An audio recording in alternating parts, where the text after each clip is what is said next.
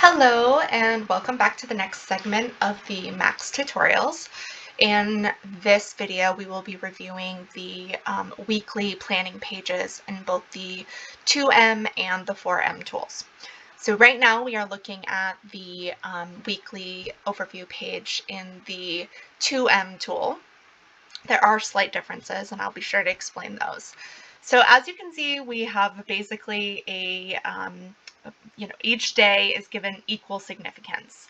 At the Maxx Co, we felt that that was really important because, I think that there is a tendency to pursue, seriousness in our life only Monday through Friday.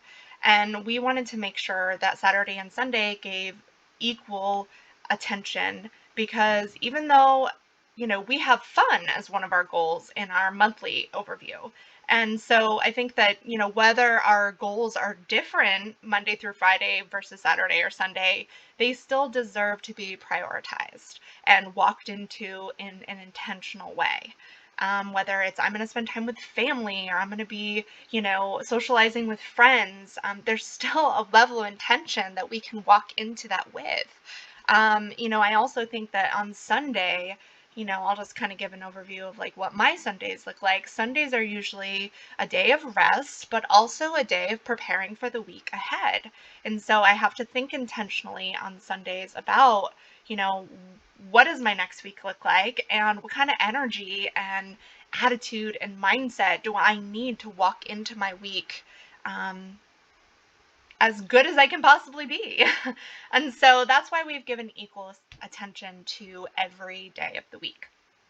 So let's just start. So in one day, let's just start with Monday. There are 16 different lines. And the reason why there are 16 different lines are because there are 16 productive hours of the day out of 24. The other 8 hours are for sleep.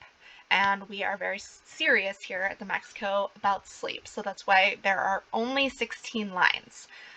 So in each line represents 1 hour of the 16 hours of productivity. And so typically what we do here is we can plan ahead. So on a Sunday, like I talked about what I do on Sunday. And so on Sundays, I will look at my week ahead. And there are certain things about my week that are pretty mundane or predictable that I can write in ahead of time. So I can write in all my client appointments for the week that I know happen on a certain day and a certain time, and that's not going to change. I can also determine when I'm going to get up in the morning, what time I'm going to go to bed, what time we're going to have dinner. There's a lot of things, and I understand not everybody lives life in such a regimented way. That's also one of the reasons why we did not include times here. We do recognize that everyone has different lifestyles and different hours of the day that incorporate their 16 hours of productivity. Maybe you're in college and you take classes later in the day and you don't get up until 10 a.m. That's okay. You would just start the first hour at 10 a.m. Maybe you're a nurse and you work nights and so you sleep all day but get up, at 3 or 4 o'clock in the afternoon and then have to work all night. So that's why we did not put specific times like a 9 to 5 because not everybody has a 9 to 5 schedule. So we really wanted to offer that flexibility and that freedom for you to put in whatever 16 hours of productivity work for you. And they can be different from day to day, right? Not every day is the same for everyone. I know that my, Friday, Saturday, Sunday are very different from my work days, which are Monday through Thursday. So the other thing that we are in the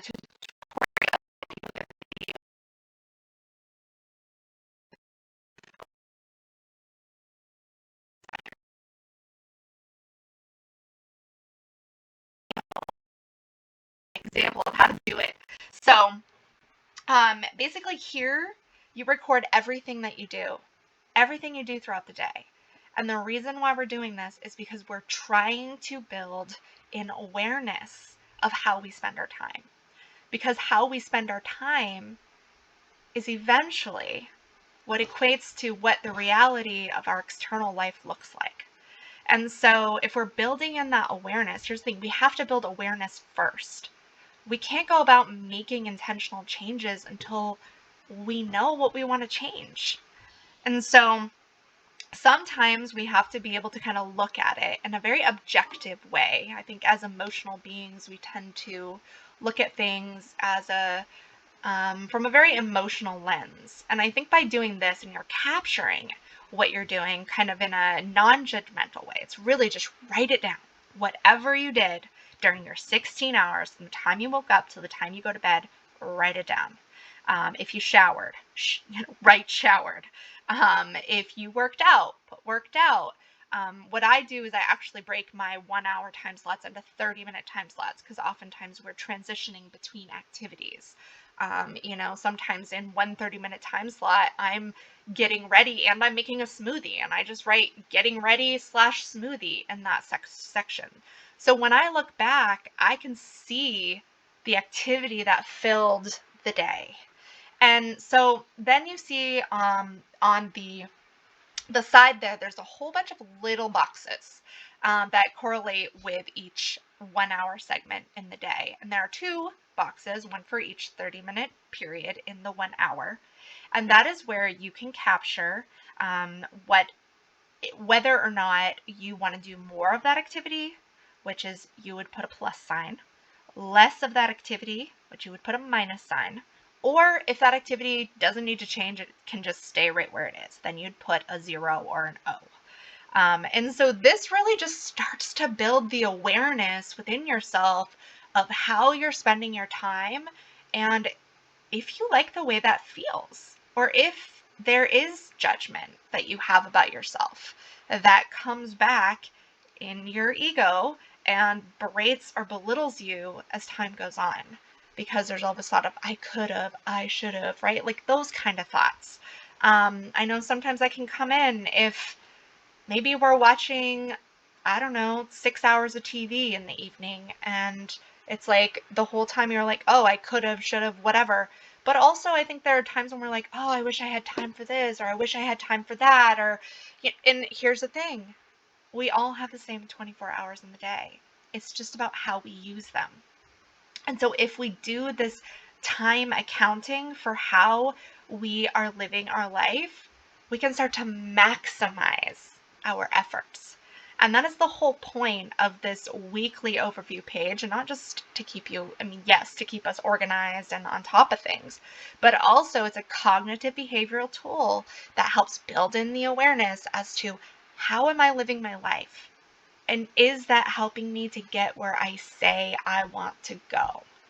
By doing this activity for maybe a couple of weeks, you start to see themes or patterns where you can say, oh, if I just cut out 1 hour here of this, oh, that's where I find my extra time to do this other thing that I said I wanted to do. And so that's how we go about making intentional, meaningful changes that draw upon building positive emotional connections to whatever the activity is, and maybe reassigning negative emotional connections to whatever the old behavior was that doesn't serve you anymore. So that is, kind of the biggest part of the weekly overview page. You also see we have highlights and goals.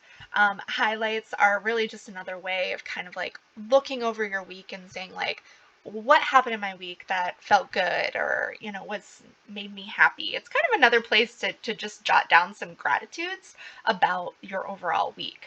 And then goals, right? So we're trying to still bring in our goals. We have our long-term vision in our dreams, focus, and indicator section, which then we are breaking down our monthly goals of what would be the next thing that we'd like to work on in order to get towards that long-term vision. And then here's the thing here, weekly, you see 5 lines again. But here you can break down even more so, like just this week, if I could do this, how would this help me achieve my monthly goal, right? And if I achieve my monthly goal, how does that bring me one step closer to getting to my long-term vision? So that is the philosophy in which we have designed the Maxx 2M weekly overview pages. So let's toggle over to our weekly 4M. So here we have our weekly 4M overview. As you can see, it looks pretty much